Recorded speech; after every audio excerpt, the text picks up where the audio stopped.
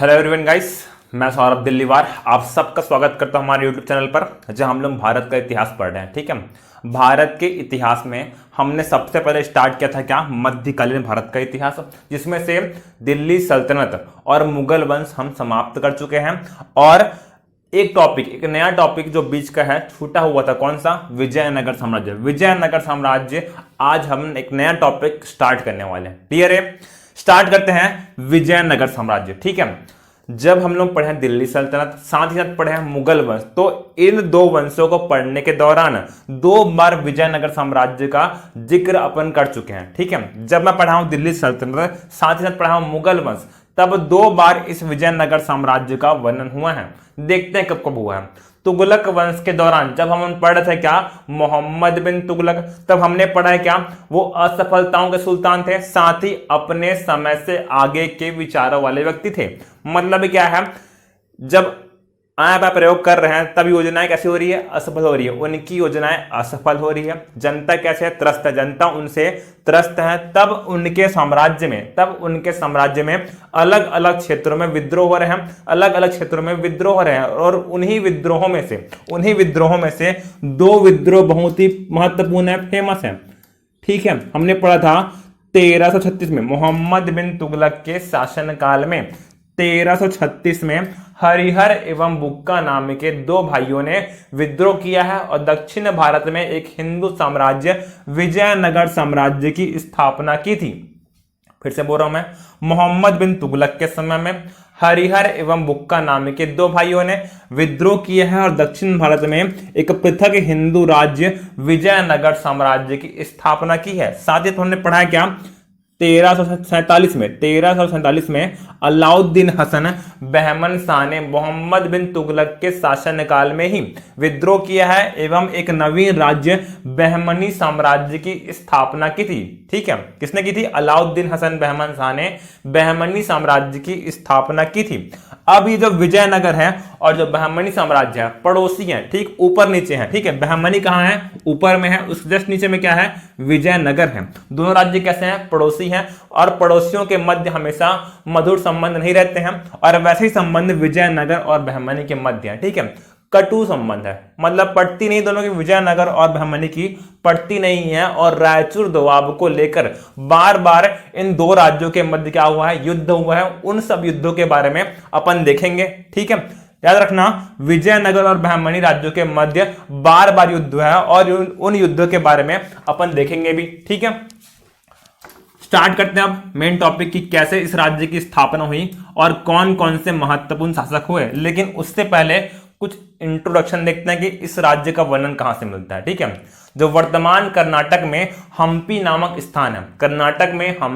स्थान है, जब वहां पर खुदाई की गई तब इस विजयनगर साम्राज्य के भग्नावशेष मिले हैं। ठीक है, वर्तमान हम्पी जो कि कर्नाटक में स्थित है, जब वहां पर खुदाई की गई तब विजयनगर साम्राज्य के भग्नावशेष मिले हैं, और उन अवशेषों से हमें पता चला क्या, कि एक बहुत ही समृद्धशाली राज्य विजयनगर साम्राज्य उस समय मध्यकालीन भारत में अस्तित्व में था। ठीक है, एक जानकारी और है मुगल वंश में, क्या, मुगल वंश में हमने पढ़ा है क्या, बाबर के समय में, बाबर जब भारत आया तब उसने एक बुक लिखी है, आत्मकथा लिखी, कौन सी, तुजुक ए बाबरी। क्या लिखी थी, तुजुक ए बाबरी, जो कि तुर्की भाषा में लिखी गई है। और उस तुजुक ए बाबरी में बाबर ने दो हिंदू राज्य, साथ ही साथ 5 मुस्लिम राज्यों का वर्णन किया था, ये अपन पढ़ चुके हैं। ठीक है, बाबर ने अपनी आत्मकथा तुजुक ए बाबरी में 2 हिंदू राज्य और साथ ही साथ 5 मुस्लिम राज्यों का वर्णन किया था। 2 हिंदू राज्य कौन कौन से थे, पहला था मेवाड़ जहां पर राणा सांगा जी शासन कर रहे थे, और दूसरा था कौन सा, विजयनगर साम्राज्य। साथ ही बाबर ने अपनी पुस्तक में यह भी लिखा है क्या, कि विजयनगर साम्राज्य के शासक कृष्णदेवराय जी उस समय पूरे भारत में सबसे शक्तिशाली शासक थे। ये मैं पढ़ाया हूं जब अपन बाबर डील किए हैं। क्लियर है, तो मैं जो बात शुरू में बोला था कि इस विजयनगर साम्राज्य का वर्णन अपन दिल्ली सल्तनत में भी और मुगल वंश में भी देख चुके हैं। तो यही 2 जगहों पर इनका वर्णन किया है, जब अपन पढ़ाई की है, सल्तनत पढ़े हैं और मुगल वंश, तब उन 2 जगहों पर इस विजयनगर साम्राज्य का नाम आया था। ठीक है, स्टार्ट करते हैं। मोहम्मद बिन तुगलक के समय स्थापित किया था प्रथम हिंदू राज्य था। कहां? दक्षिण भारत में। मोहम्मद बिन तुगलक के समय स्थापित प्रथम हिंदू राज्य था दक्षिण भारत में, जिसकी स्थापना हरिहर एवं बुक्का नाम के दो भाइयों ने की थी। ध्यान देना, एक व्यक्ति है, नाम क्या है? शैविल। नाम क्या है? शैविल। इन्होंने एक पुस्तक लिखी है। व्यक्ति का नाम क्या है? शैविल। इन्होंने एक पुस्तक लिखी है। पुस्तक का नाम क्या है? The Forgotten Empire. The Forgotten Empire नामक पुस्तक शैविल ने लिखी है, और इस पुस्तक में उन्होंने विजयनगर साम्राज्य का उल्लेख किया है। ठीक है, शैविल की पुस्तक कौन सी है? द फॉरगॉटन एम्पायर, जिसमें उन्होंने इस विजयनगर साम्राज्य का उल्लेख किया। अब ये भाई साहब है कौन? ये शैविल है कौन? ध्यान देना, एक युद्ध होगा आगे चलकर, एक युद्ध होगा जिस युद्ध ने पूरे विजयनगर साम्राज्य को तहस नहस कर दिया, तबाह कर दिया। आगे चलकर युद्ध पढ़ेंगे, बन्नी हट्टी का युद्ध, या उसी को बोलते हैं क्या? राक्षस तंगड़ी का युद्ध भी बोलते हैं। उस युद्ध ने विजयनगर साम्राज्य को पूरी तरीके से तहस नहस कर दिया था। उस युद्ध के बारे में अपन पढ़ेंगे, और उस युद्ध के प्रत्यक्षदर्शी है कौन? ये शैविल। ये शैविल उस युद्ध के प्रत्यक्षदर्शी हैं, और इन्होंने ही एक बुक लिखी क्या? द फॉरगॉटन एम्पायर, जिसमें उन्होंने विजयनगर साम्राज्य का वर्णन किया है। इसलिए ये पॉइंट बहुत ही फेमस है, ये इंपॉर्टेंट है, फेमस नहीं बोलना चाहिए, महत्वपूर्ण है, इंपॉर्टेंट है। ठीक है, शैविल ने अपनी पुस्तक द फॉरगॉटन एम्पायर में विजयनगर साम्राज्य का उल्लेख किया। क्लियर है? अब इस विजयनगर साम्राज्य में, विजयनगर क्या है?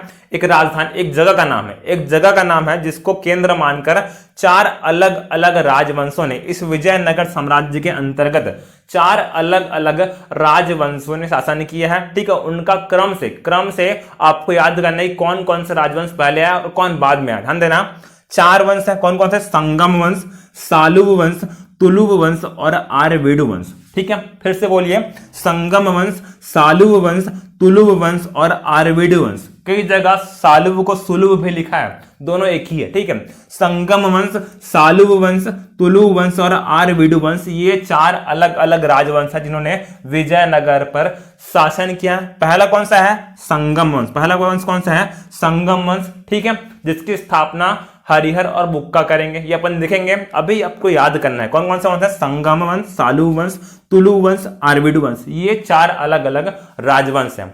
अब देखते हैं इस विजयनगर साम्राज्य की राजधानी के बारे में। ठीक है, इस विजयनगर साम्राज्य की राजधानी के बारे में तो प्री में क्वेश्चन पूछ सकता है कि इस विजयनगर साम्राज्य की राजधानी इनमें से कौन सी नहीं थी, या इनमें से कौन सी राजधानी विजयनगर साम्राज्य से रिलेटेड है। ठीक है, कौन कौन सी है देखना। सबसे पहले क्या बनी है? अनेगोंडी बनी। क्या बनी है? अनेगोंडी।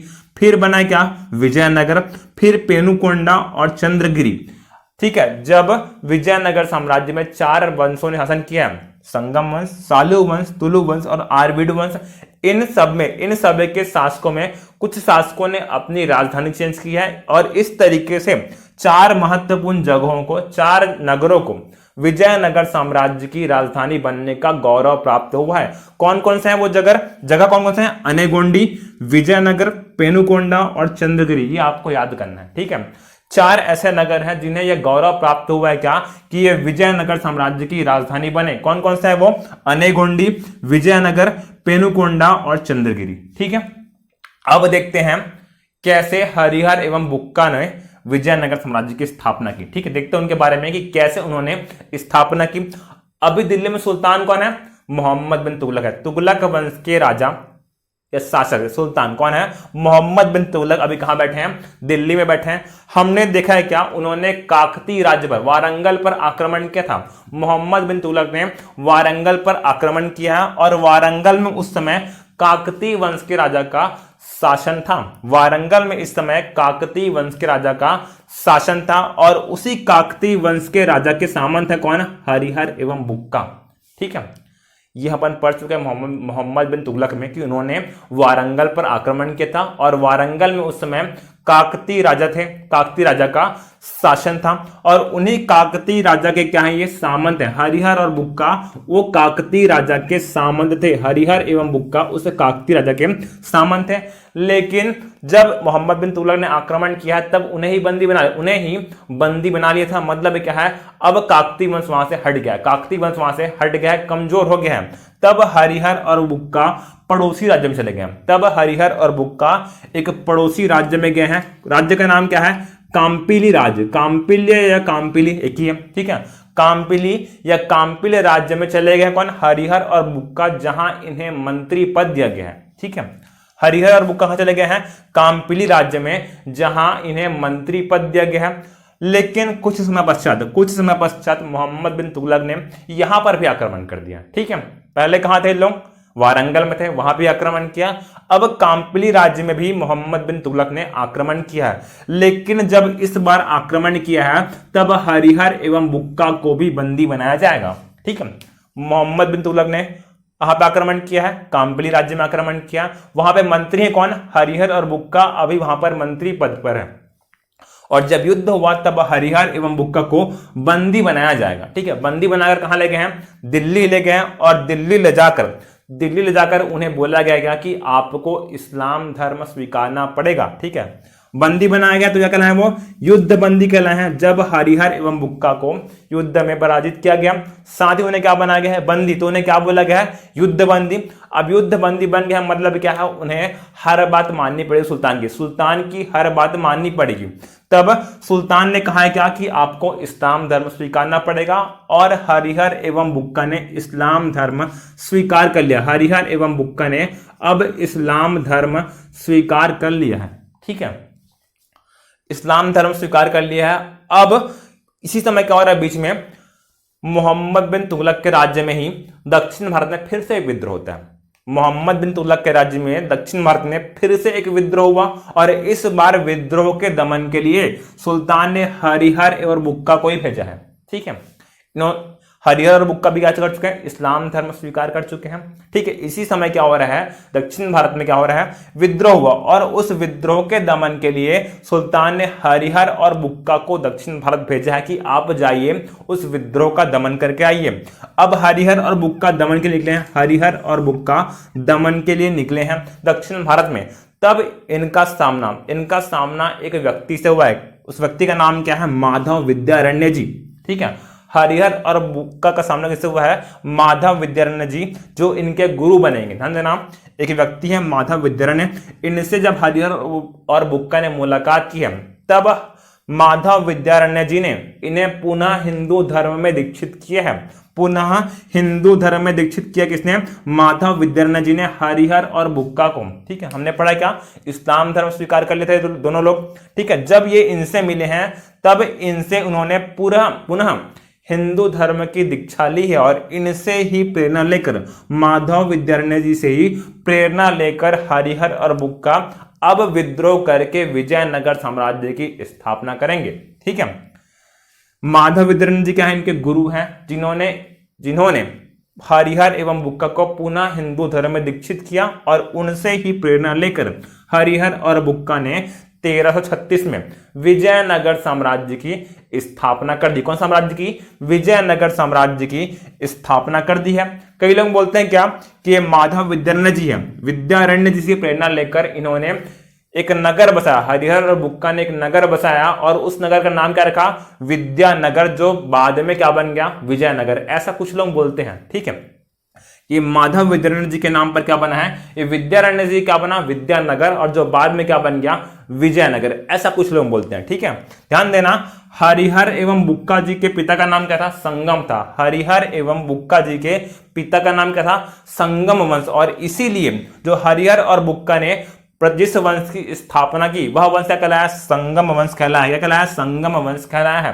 क्योंकि हरिहर एवं बुक्का के पिता का नाम क्या था? संगम था। इसलिए जिस वंश की स्थापना हरिहर एवं बुक्का ने की, वह वंश क्या कहलाया है? संगम वंश कहलाया है, जो कि विजयनगर साम्राज्य के अंतर्गत प्रथम राजवंश था। कौन सा वंश था?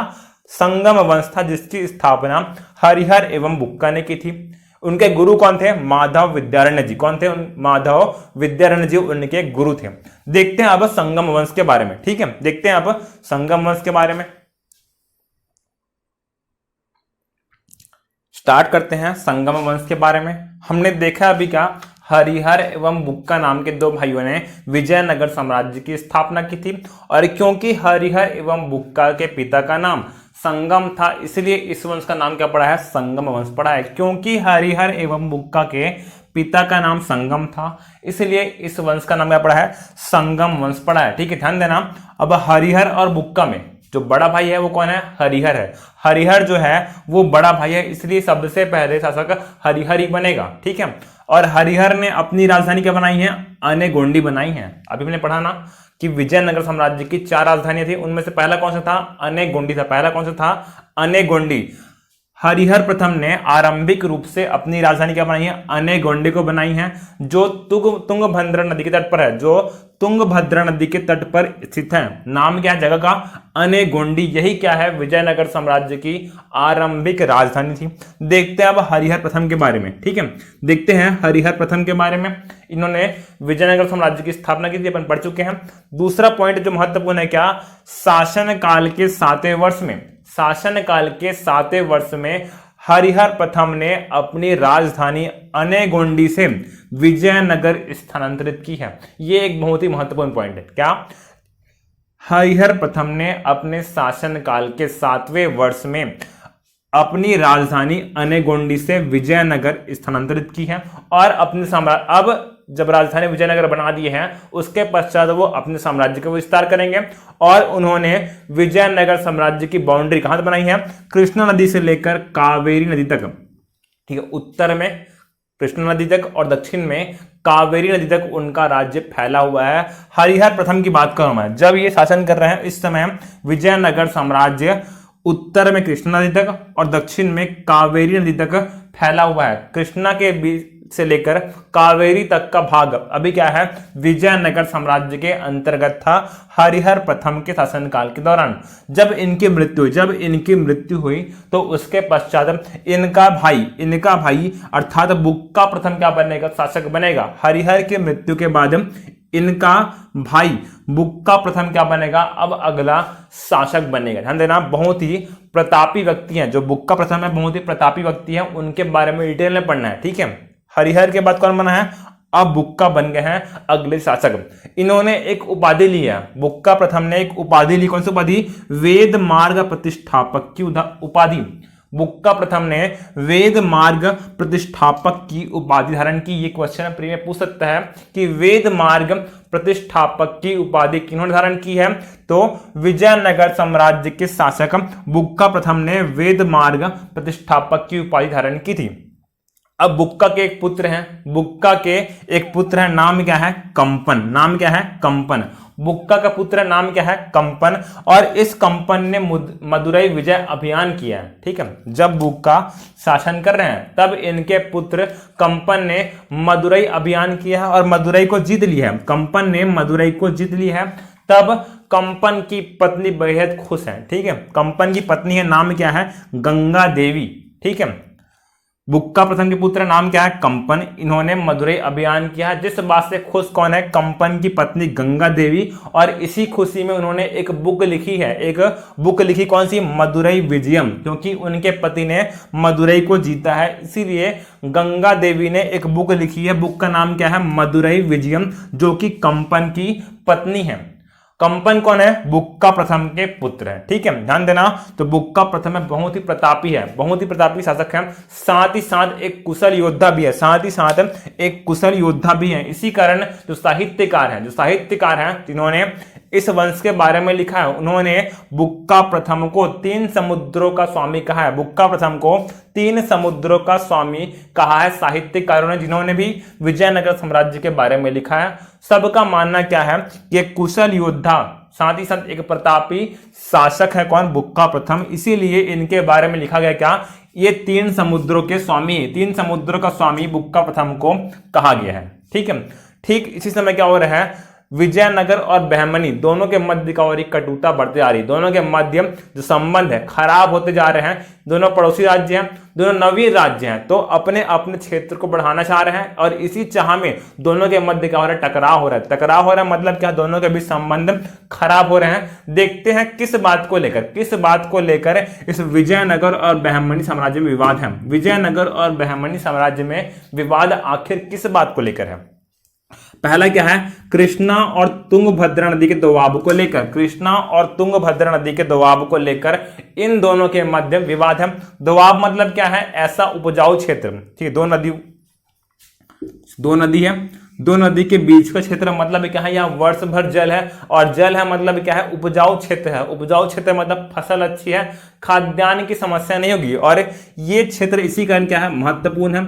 यह क्षेत्र इसी कारण महत्वपूर्ण है, और इसी बात को लेकर या इसी दोआब को लेकर विजयनगर और बहमनी के मध्य बार बार युद्ध होता है। बार बार युद्ध होता है कृष्णा और तुंगभद्रा नदी के दोआब को लेकर। अगला जो फैक्टर है जिसके कारण इन दोनों के मध्य युद्ध होता है, अगला क्या है, कृष्णा और गोदावरी नदी का डेल्टा। कृष्णा और गोदावरी नदी के डेल्टा को लेकर भी इन दोनों के मध्य क्या होता है, विवाद होता है। और तीसरा क्या है, मराठवाड़ा प्रदेश। मराठवाड़ा प्रदेश, इस क्षेत्र को लेकर भी इन दोनों के मध्य क्या है, विवाद है। तो मराठवाड़ा क्षेत्र है वो बहमनी साम्राज्य की अंतिम छोर है, मतलब बोलना चाहिए क्या कि वो दक्षिणतम क्षेत्र है इसका, बहमनी साम्राज्य का, और वहीं से शुरू होता है क्या, विजयनगर साम्राज्य। बॉर्डर के एरिया, इसी कारण इन दोनों के मध्य इस मराठवाड़ा प्रदेश को लेकर भी बार बार विवाद होता है। बार बार विवाद इस मराठवाड़ा प्रदेश को लेकर, बाउंड्री को लेकर होता है, ठीक है, विजयनगर और बहमनी के बीच। अब ध्यान देना, एक बार जब ऐसा युद्ध हो रहा है, एक बार जब ऐसे ही विजयनगर और बहमनी के मध्य युद्ध हो रहा है, तब विजयनगर से कौन लड़ रहे हैं, बुक्का प्रथम लड़ रहे हैं, जबकि बहमनी की ओर से कौन लड़ रहे हैं, मुहम्मद शाह लड़ रहे हैं। कौन लड़ रहे हैं, मुहम्मद शाह। विजयनगर और बहमनी के मध्य जब युद्ध हो रहा है, तब विजयनगर की ओर से कौन लड़ रहा है, बुक्का प्रथम, जबकि बहमनी की ओर से लड़ रहे कौन, मुहम्मद शाह। तब इस युद्ध में पहली बार बारूद का प्रयोग हुआ है, ठीक है, ध्यान देना। ये बाबर के समय के बहुत पहले की बात है।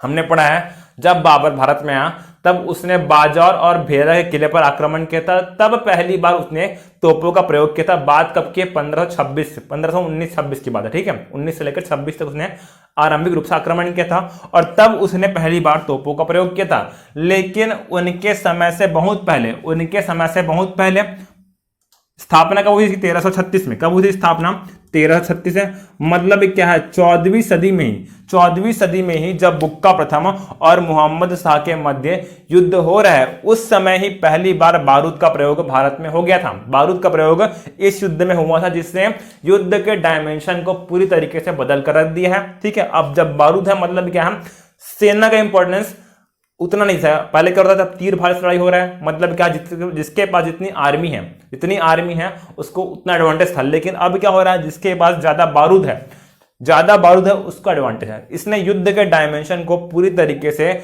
बदल कर रख दिया है इस युद्ध ने, क्योंकि इस युद्ध में दोनों ओर से बारूद का प्रयोग हुआ था जब बुक्का प्रथम और मुहम्मद शाह के बीच युद्ध हुआ था। देखते हैं अब बुक्का प्रथम के बाद कौन इस वंश के शासक बनेंगे, देखते हैं उनके बारे में।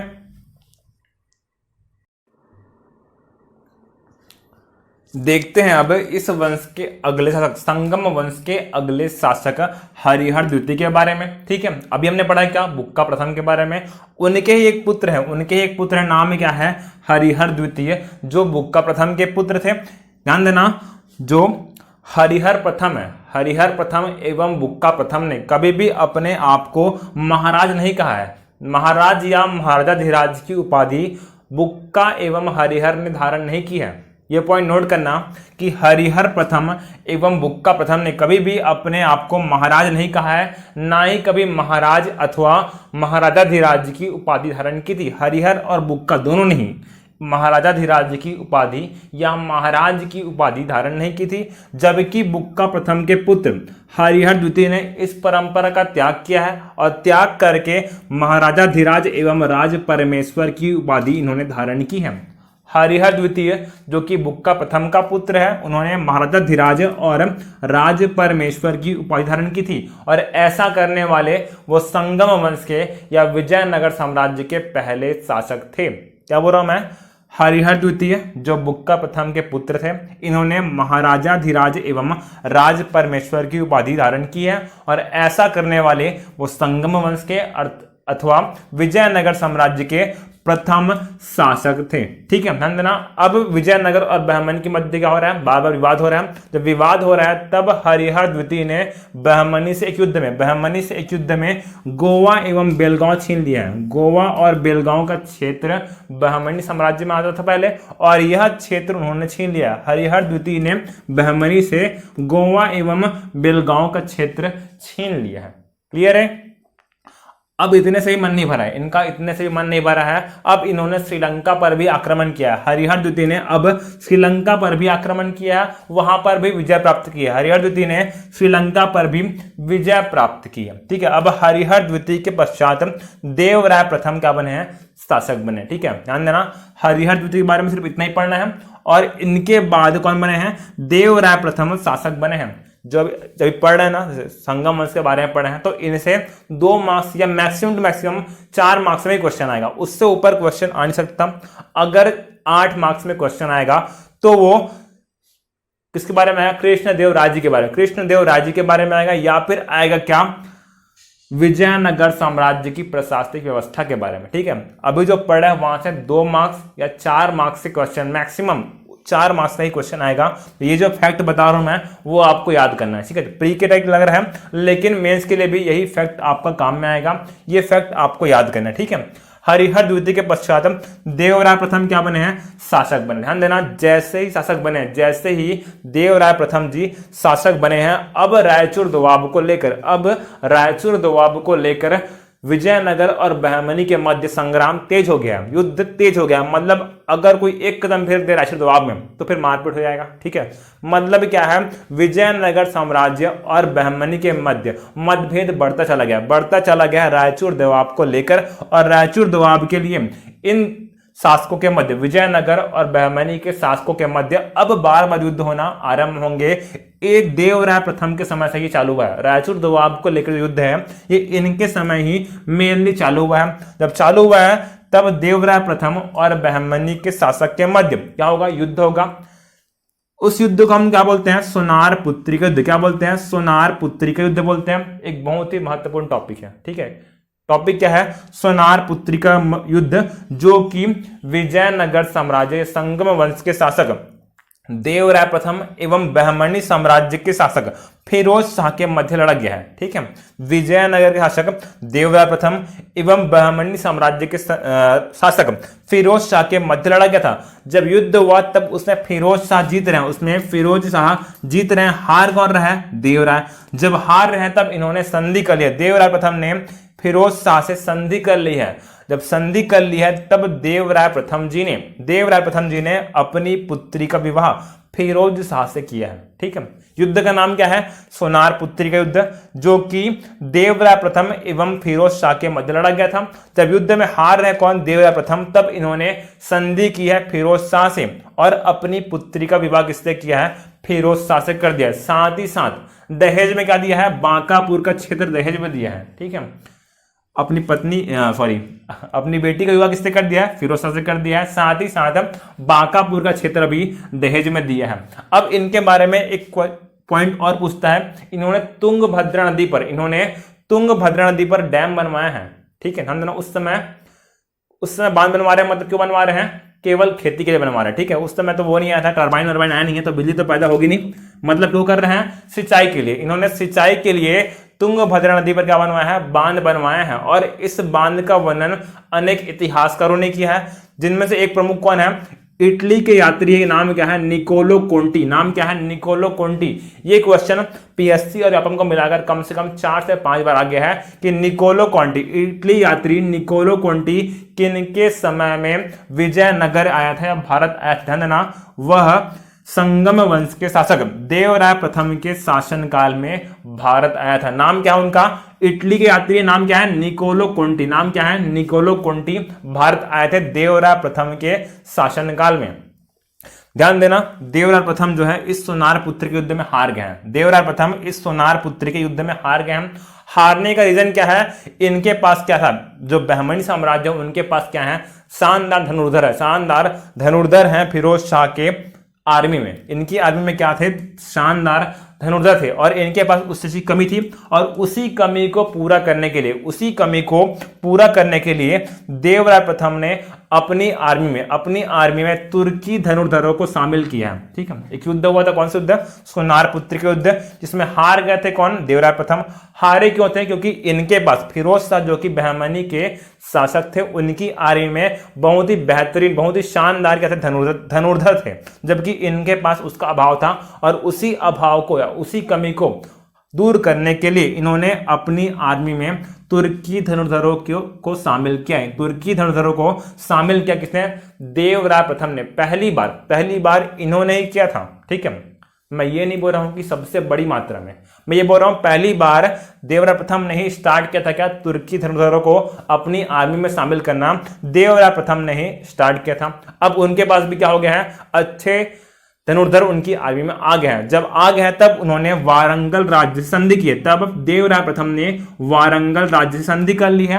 अब वारंगल राज्य और विजयनगर क्या है? दोनों मित्र बन गए। वारंगल और विजयनगर क्या है? मित्र बन गए, क्योंकि इन दोनों के मध्य क्या हो गई है? संधि। जब संधि हो गई तब वारंगल और विजयनगर ने मिलकर रेड्डी क्षेत्र पर आक्रमण किया है। कौन से क्षेत्र पर? रेड्डी क्षेत्र पर, जो बहमनी साम्राज्य के अंतर्गत आता है, जो कि बहमनी साम्राज्य के अंतर्गत आता है। एक बार हार गए हम, ठीक है, बेटी भी दे दी है, फिर भी साम्राज्य विस्तार करना ही है, इसी कारण वारंगल संधि की है और बाद में रेड्डी क्षेत्र पर आक्रमण किया है, जो कि बहमनी साम्राज्य के अंतर्गत आता है। और इस रेड्डी क्षेत्र पर अब अधिकार हो गया किसका? देवराय प्रथम जी का। इस रेड्डी क्षेत्र पर अब देवराय प्रथम जी का अधिकार हो गया।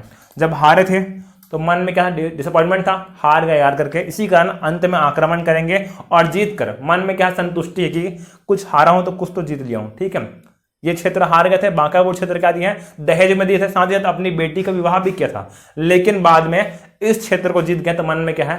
शांति, कुछ ना कुछ तो जीते हम। ठीक है, रेड्डी क्षेत्र पर अब देवराय प्रथम जी का अधिकार है। अब इनके बाद, देवराय प्रथम जी के बाद रामचंद्र एवं वीर विजय नाम के शासकों ने केवल 6 माह तक शासन किया। ठीक है, अभी जो गद्दी है स्थायी नहीं हो पाई है, केवल 6 माह तो ऐसे निकल जाता है। ठीक है, और रामचंद्र एवं वीर विजय नाम के शासकों ने 6 माह तक शासन किया। मतलब कोई भी उल्लेखनीय कार्य इनके द्वारा नहीं किया जाएगा, क्योंकि 6 माह तो ऐसे निकल जाएंगे राज का समझने में ही, और 6 माह तक शासन करके ये लोग निकल लिए हैं। ठीक है, और इसके बाद संगम वंश के सबसे महान शासक देवराय द्वितीय जी शासक बनेंगे। ठीक है, वीर विजय के पश्चात संगम वंश के सबसे महान शासक देवराय द्वितीय जी अब शासक बनेंगे। देखते हैं उनके बारे में, डालना हेडिंग देवराय द्वितीय डालना हेडिंग। देखते हैं अब विजयनगर साम्राज्य के नहीं, संगम वंश के सबसे महान शासक देवराय द्वितीय के बारे में। ठीक है, सॉरी मिस्टेक हो गया था, विजयनगर नहीं बोलूंगा मैं, क्या बोलूंगा? संगम वंश के सबसे महान शासक देवराय द्वितीय के बारे में अपन स्टार्ट करते हैं। ध्यान देना, ये क्या है? संगम वंश के सबसे महान शासक हैं और इन्होंने 2 उपाधि धारण की है। देवराय द्वितीय ने 2 उपाधि धारण की है। कौन कौन सी? गजबेटकर और इम्मादी देवराय। इन्होंने गजबेटकर एवं इम्मादी देवराय की उपाधि धारण की है। ये क्वेश्चन पूछ चुका है कि गजबेटकर की उपाधि किसने ली है या फिर इम्मादी देवराय की उपाधि किसने ली है? देवराय द्वितीय ने ली है, जो कि संगम वंश के क्या है? सबसे महान शासक हैं। अभी कुछ देर पहले हमने पढ़ा क्या? देवराय प्रथम ने अपनी आर्मी में तुर्की धनुर्धरों की नियुक्ति की थी। सबसे पहली बार देवराय प्रथम जी ने अपनी आर्मी में तुर्की धनुर्धरों को अपॉइंट किया था, नियुक्त किया था। लेकिन देवराय द्वितीय जी ने बड़ी संख्या में, एक बहुत बड़ी संख्या में तुर्की धनुर्धर अथवा मुसलमानों की नियुक्ति अपनी आर्मी में की है। बहुत बड़ी संख्या में इन्होंने मुसलमानों या फिर तुर्की धनुर्धरों की नियुक्ति अपनी आर्मी में की है। उन्होंने केवल स्टार्ट किया था, देवराय प्रथम ने स्टार्ट किया था, केवल कुछ लोगों को अपॉइंट किया था, लेकिन इन्होंने बहुत बड़ी संख्या में मुसलमानों को अपनी आर्मी में शामिल किया है। ध्यान देना, जो विजयनगर साम्राज्य कैसा एक हिंदू राज्य है, एक हिंदू राज्य है, जबकि बहमनी साम्राज्य एक मुस्लिम राज्य था। लेकिन फिर भी हिंदू राज्य होते हुए भी देवराय द्वितीय जी ने अपनी आर्मी में बड़ी संख्या में मुसलमानों की भर्ती की थी। अब क्यों बोले हैं सबसे महान शासक, क्यों बोल रहे हैं? क्योंकि इन्होंने अपने साम्राज्य का विस्तार बहुत अधिक किया, बहुत अधिक अपने साम्राज्य का विस्तार किया। किसने? देवराय द्वितीय जी ने। है ना, इनका साम्राज्य इस समय विजयनगर साम्राज्य श्रीलंका से लेकर गुलबर्गा तक था। ठीक है, उत्तर दक्षिण पूर्व पश्चिम था ना, जैसे कोई राज्य का विस्तार कैसे निकालते हैं, उत्तर में कहां तक फैला हुआ है, दक्षिण में कहां तक फैला हुआ है, पूर्व में और पश्चिम में कहां तक फैला हुआ है, ऐसे ही साम्राज्य विस्तार निकालते अपन। और देवराज द्वितीय जी का साम्राज्य दक्षिण में श्रीलंका से लेकर उत्तर में गुलबर्गा तक था। दक्षिण में श्रीलंका से लेकर उत्तर में गुलबर्गा तक तथा पश्चिम में मालाबार से लेकर पूर्व में उड़ीसा तक। ठीक है, फिर से बोल रहा हूं मैं, उत्तर में गुलबर्गा से लेकर दक्षिण में सीलोन अर्थात श्रीलंका तक, पूर्व में उड़ीसा से लेकर पश्चिम में मालाबार तट तक उनका साम्राज्य फैला हुआ था। मतलब एक बहुत बड़े भूभाग पर देवराज द्वितीय जी ने कब्जा कर लिया, शासन कर रहे हैं। एक बहुत बड़े भूभाग पर देवराज द्वितीय जी शासन कर रहे हैं, अच्छे ढंग से कर रहे हैं। इसी कारण क्या बोला गया, इन्हें संगम वंश के सबसे महान शासक बोला गया। संगम वंश का सबसे महान शासक बोला गया किनको, देवराज द्वितीय जी को। और इनके समय में एक फारसी यात्री विजयनगर आया है, नाम क्या उसका, अब्दुल रज्जाक। अब्दुल रज्जाक जी देवराज द्वितीय के समय में कहाँ आए हैं, विजयनगर आए हैं। इन यात्रियों से भी एक क्वेश्चन बनता है। ठीक है, हमने पढ़ाया कुछ देर पहले निकोलो कोंटी किनके समय आया था, देवराय प्रथम जी के समय निकोलो कोंटी विजयनगर आया था, जबकि अब्दुल रज्जाक एक फारसी यात्री है, वह देवराय द्वितीय के शासनकाल में विजयनगर आया था। ठीक है, ध्यान देना। अब इनके बाद के जो शासक हैं उन्होंने कोई भी अच्छा कार्य नहीं किया है और अब संगम वंश अपने पतन की ओर है। इसी कड़ी में जो संगम वंश के अंतिम शासक है, सीधा उन पर आते हैं। संगम वंश के अंतिम शासक पर आता है, नाम क्या है, विरूपाक्ष द्वितीय। नाम क्या है, विरूपाक्ष द्वितीय, जो कि संगम वंश के अंतिम शासक हैं। ध्यान देना, इस समय हो क्या रहा है, बहमनी के एक वजीर है, नाम क्या है, महमूद खां। नाम क्या है, महमूद खां। हमने देखा गया यहाँ पर देवराज द्वितीय जी ने अपने साम्राज्य का विस्तार उड़ीसा तक कर दिया। कहां तक कर दिया, उड़ीसा तक कर दिया। मतलब क्या है, उड़ीसा में जो स्थानीय राजा रहेंगे उनको हराएंगे कौन, उड़ीसा के स्थानीय राजा को देवराज द्वितीय जी ने पराजित किया था। मतलब क्या है, उड़ीसा के शासकों में इस विजयनगर के प्रति द्वेष की भावना है और उन्हें पता क्या चलेगा कि इस विजयनगर का एक बहुत बड़ा दुश्मन है कौन, बहमनी। इसीलिए उड़ीसा के शासकों ने बहमनी से कर ली संधि, बहमनी राज्य से संधि कर ली है और बहमनी के वजीर महमूद खां के साथ उड़ीसा के गजपति नरेश कपिलेश्वर ने अब विजयनगर पर आक्रमण किया है। ठीक है, साथ में मिलकर दुश्मन का दुश्मन दोस्त हो गया, दुश्मन क्या हो गया, दोस्त हो गया। वैसी बात हुई है कि बहमनी के वजीर कौन है, महमूद खां है, साथ ही साथ उड़ीसा के गजपति नरेश कौन है, कपिलेश्वर जी है। इन दोनों ने मिलकर प्लानिंग की क्या कि अब विरूपाक्ष द्वितीय कैसा है, कमजोर व्यक्ति है, उस पर आक्रमण करना है, विजयनगर पर आक्रमण करना है। और दोनों ने मिलकर विजयनगर पर आक्रमण किया है और गोवा पर अब फिर से बहमनी का अधिकार हो गया।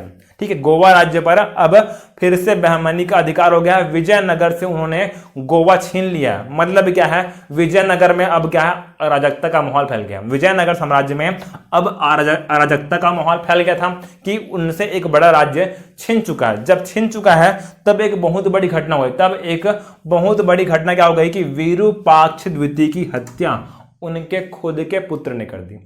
ठीक है, गोवा छीन गया है, परेशान है वो। ठीक है, इसी कारण विरूपाक्ष द्वितीय के पुत्र ने उनकी हत्या कर दी, खुद के पुत्र ने उनकी हत्या कर दी।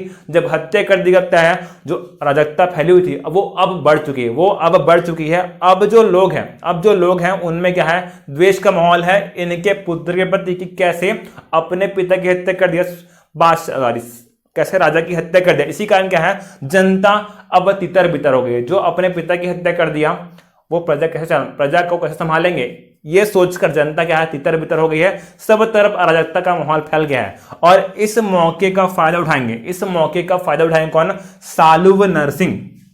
ठीक है, इनकी हत्या इनके पुत्र ने कर दी, तब जनता में त्राही मच गई है। ठीक है, और इस मौके का फायदा उठाएंगे कौन, चंद्रगिरी के गवर्नर सालुव नरसिंह इस मौके का फायदा उठाएंगे। उन्होंने अब इस गद्दी पर अधिकार कर लिया। ठीक है, जब विरूपाक्ष द्वितीय की हत्या उनके पुत्र ने की, इस मौके का फायदा उठाकर चंद्रगिरी के गवर्नर सालुव नरसिंह ने अब गद्दी पर कब्जा कर लिया और एक नए राजवंश सालुव वंश की स्थापना कर दी। स्थापना कर दी किसने, सालुव नरसिंह ने, जो कि विरूपाक्ष द्वितीय के समय में चंद्रगिरी के गवर्नर थे कौन, सालुव नरसिंह। इस तरीके से संगम वंश समाप्त होता है। एक नया वंश सालुव वंश अब शुरू होगा, ध्यान देना। क्वेश्चन लिखने क्वेश्चन लिखना है एक, विजयनगर साम्राज्य के इतिहास में, विजयनगर साम्राज्य के इतिहास में प्रथम बलापहार की घटना क्या है? प्रथम बलापहार की घटना से क्या समझते हो? विजयनगर साम्राज्य के इतिहास में प्रथम बलापहार की घटना से क्या समझते हो? ध्यान देना, सालुव नरसिंह ने विरूपाक्ष द्वितीय की हत्या, विरूपाक्ष द्वितीय की मृत्यु के पश्चात, विरूपाक्ष द्वितीय की मृत्यु के पश्चात उनके गवर्नर चंद्रगिरी के गवर्नर, सॉरी ठीक है, फिर से बोल रहा मैं, विरूपाक्ष द्वितीय की मृत्यु के पश्चात चंद्रगिरी के गवर्नर सालुव नरसिंह ने विजयनगर की गद्दी पर अधिकार कर लिया और इस घटना को हम लोग क्या बोलते हैं? प्रथम बलापहार कहते हैं। इतिहास में इस घटना को हम लोग क्या बोलते हैं? प्रथम बलापहार। और इसके बाद इन्होंने एक नए राजवंश सालु वंश की स्थापना कर दी। इसके बाद इन्होंने, किसने? सालुव नरसिंह ने सालु वंश की स्थापना की, संगम वंश का अंत कर दिया। संगम वंश का अंत करके एक नए राजवंश सालु वंश की स्थापना कर दी है। ठीक है, देखते हैं अब सालु वंश के बारे में, देखते हैं अब सालु वंश के बारे में, देखते हैं अब विजयनगर साम्राज्य के अंतर्गत दूसरे वंश सालु वंश के बारे में। ठीक है, हमने पढ़ा कि स्टार्टिंग में विजयनगर साम्राज्य के अंतर्गत 4 राजवंशों ने शासन किया है। कौन कौन से थे वो? संगम वंश, सालु वंश, तुलुव वंश और आरवीडु वंश। संगम वंश हम देख चुके हैं, अब पढ़ने वाले हैं क्या? सालु वंश। अब क्या पढ़ने वाले हैं? सालु वंश। सालु वंश का संस्थापक कौन है? सालुव नरसिंह है। कौन से संस्थापक? सालुव नरसिंह, जो कि विरूपाक्ष द्वितीय के समय क्या थे? चंद्रगिरी के गवर्नर थे। विजयनगर राज्य में चंद्रगिरी के गवर्नर थे और विरूपाक्ष द्वितीय की हत्या जब उनके पुत्र ने कर दी, तब उस समय राज्य में अराजकता फैल गई थी और उस अराजकता का लाभ उठाकर ही इन्होंने एक नए राजवंश सालु वंश की स्थापना कर दी। ठीक है, बहुत ही पावरफुल व्यक्ति हैं, एम्बिशियस पर्सन है। कौन? सालुव नरसिंह जी बहुत ही एम्बिशियस हैं और इसी कारण उनके मन में क्या है कि जो भी क्षेत्र बहमनी और उड़ीसा ने विजयनगर से छीने हैं उसे वापस पाना चाह रहा है। जो क्षेत्र उड़ीसा और बहमनी ने विजयनगर से छीना है वह क्षेत्र वापस पाना चाह रहा है। कौन? सालु संस्थापक सालुव नरसिंह जी। तब उन्होंने बहमनी और उड़ीसा के विरुद्ध क्या किया? अभियान किया। बहमनी और उड़ीसा के विरुद्ध अभियान किया जिसमें वो सफल रहे। कौन? सालुव नरसिंह। उन्होंने बहमनी और उड़ीसा से अपना खोया हुआ क्षेत्र वापस प्राप्त किया। कुछ देर पहले पढ़े ना कि बहमनी ने गोवा पर अधिकार कर लिया था, वापस वो क्षेत्र किसने पा लिया है? सालुव नरसिंह जी ने पा लिया है। साथ ही साथ जो भी क्षेत्र उड़ीसा के शासकों द्वारा कब्जा किया गया था वह क्षेत्र भी अब विजयनगर के अंतर्गत वापस ला लिया। किसने? सालुव नरसिंह जी ने। ठीक है, ध्यान देना।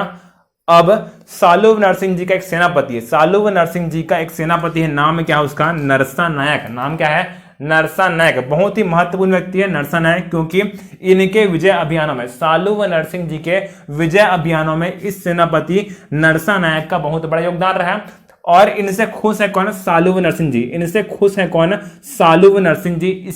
इसीलिए सालुव नरसिंह जी ने अपने पुत्र इम्मादी नरसिंह का संरक्षक बनाया। इसको? नरसा नायक को। ध्यान देना, अभी क्या हो रहा है? सालुव नरसिंह जी के पुत्र कौन है? इम्मादी नरसिंह जी, जो अल्पवयस्क हैं। इसीलिए सालुव नरसिंह जी ने अपने सेनापति नरसा नायक को अपने पुत्र इम्मादी नरसिंह का संरक्षक बनाया है। ठीक है, संरक्षक बना दिया। अब कुछ समय पश्चात ही शासन प्राप्त करने के बाद 5 वर्ष बाद, शासन प्राप्त करने के 5 वर्ष पश्चात ही सालुव नरसिंह जी की मृत्यु हो जाएगी। ठीक है, सालुव नरसिंह जी की मृत्यु हो जाएगी और उसके बाद शासक कौन बनेगा? इम्मादी नरसिंह जी बनेंगे। इम्मादी नरसिंह जी अब शासक बनेंगे, लेकिन ये तो अल्पवयस्क है। मतलब क्या है? शासन की वास्तविक शक्ति अभी नरसा नायक जी के हाथ में है, क्योंकि ये अल्पवयस्क थे और सालुव नरसिंह जी ने अपने सेनापति नरसा नायक को अपने पुत्र का संरक्षक बनाया था। इसीलिए अभी शासन की वास्तविक शक्ति नरसा नायक जी के हाथ में है। अब कुछ समय पश्चात इम्मादी नरसिंह थोड़े बड़े हो गए हैं और थोड़े बड़े हो गए हैं तब अपने अधिकारों की मांग कर रहे हैं। कौन? इम्मादी नरसिंह। लेकिन इस समय क्या है? जो नरसा नायक जी है, नरसा नायक जी के पास क्या है? वास्तविक शक्ति। इनके पास क्या है? शासन की वास्तविक शक्ति है। वास्तविक शक्ति है। ठीक है, शासक कौन है? इमादी नरसिंह जी। लेकिन फिर भी इस समय नरसानायक जी के पास वास्तविक शक्ति थी और किसी बात को लेकर इमादी नरसिंह जो शासक हैं और नरसानायक जो कि सेनापति है, इन दोनों के मध्य क्या हो गया है? विवाद हो गया है। इमादी नरसिंह जी और नरसानायक के मध्य क्या हो गया है? विवाद हो गया है। और क्योंकि शासन की समस्त वास्तविक शक्ति नरसानायक जी के हाथ में है, इसी का इन्होंने इमादी नरसिंह को बंदी बना लिया। इन्होंने इमादी नरसिंह जी को बंदी बना लिया है। ठीक है, शासक को ही बंदी बना लिया। शासक को ही बंदी बना लिया किसने? नरसानायक जी ने केवल बंदी बनाया है। अब ध्यान देना, कुछ दिन पश्चात क्या है? नरसानायक के भी एक पुत्र है। नरसानायक के भी एक पुत्र है। नाम क्या है उनका? वीर नरसिंह। नाम क्या है? वीर नरसिंह। ये कौन है? नरसानायक जी के पुत्र हैं। नरसानायक जी के पुत्र नाम क्या है? वीर नरसिंह। कुछ दिनों पश्चात वीर नरसिंह जाएंगे और उन्होंने इमादी नरसिंह की हत्या कर दी है। ठीक है, इनके पिता ने तो केवल बंदी बनाया था, जबकि नरसानायक के पुत्र वीर नरसिंह ने, नरसानायक के पुत्र वीर नरसिंह ने सालू वंश के शासक इमादी नरसिंह की हत्या कर दी है और एक नए राजवंश की स्थापना की है। कौन सा वंश आएगा? तुलु वंश। वीर नरसिंह ने इमादी नरसिंह की हत्या की है और एक नए राजवंश तुलु वंश की स्थापना कर दी। तुलु वंश की स्थापना वीर नरसिंह ने की है, जो कि क्या थे? नरसानायक जी के पुत्र थे, जो कि नरसानायक के पुत्र थे। इस तरीके से सालू वंश समाप्त होता है। सालू वंश समाप्त होता है केवल कुछ ही समय के लिए, केवल और केवल कुछ ही समय के लिए ये राजवंश अस्तित्व में रहा है। ठीक है, और नरसानायक के पुत्र वीर नरसिंह ने इमादी नरसिंह की हत्या कर दी और एक नए राजवंश तुलु वंश की स्थापना की। इतिहास में इस घटना को हम लोग क्या बोलते हैं? द्वितीय बलापहार। क्या बोलते हैं? द्वितीय बलापहार। द्वितीय बलापहार। ठीक है, प्रथम बलापहार देखे हैं, अब क्या पढ़े हैं? द्वितीय बलापहार, जो कि विजयनगर साम्राज्य के इतिहास की घटना है कि नरसानायक के पुत्र वीर नरसिंह ने सालू वंश के अंतिम शासक इमादी नरसिंह की हत्या कर दी है और एक नए राजवंश तुलु वंश की स्थापना की है। इतिहास में, विजयनगर के इतिहास में इस घटना को हम लोग क्या बोलते हैं? द्वितीय बलापहार कहते हैं। क्या बोलते हैं? द्वितीय बलापहार। ठीक है, विजयनगर साम्राज्य के अंतर्गत संगम वंश और सालू वंश, संगम वंश और सालू वंश अब समाप्त होता है। ठीक है, आने वाले क्लास में हम पढ़ेंगे तुलु वंश, आरवीडु वंश और पढ़ेंगे विजयनगर कालीन प्रशासनिक व्यवस्था। ठीक है, फिर आपका मध्यकाल समाप्त हो जाएगा। जो भक्ति और सूफी आंदोलन है वो मैं जब प्राचीन में पढ़ाऊंगा, जैन और बौद्ध, वहीं साथ में कवर करेंगे। उधर ही थोड़ा भक्ति का माहौल रहता है और उधर ही खत्म करेंगे उसको। ठीक है, यहां पर आपका विजयनगर खत्म हो जाएगा, यानी कि मध्यकाल खत्म हो जाएगा। उसके तुरंत बाद स्टार्ट करेंगे अपन आधुनिक भारत का इतिहास। ठीक है, 2 दिन में खत्म हो जाएगा मध्यकाल, स्टार्ट कर देंगे अपन क्या? आधुनिक भारत का इतिहास। ठीक है, उम्मीद कर रहा हूं आप लोगों को क्लास समझ में आया होगा। ठीक है, थैंक यू क्लास।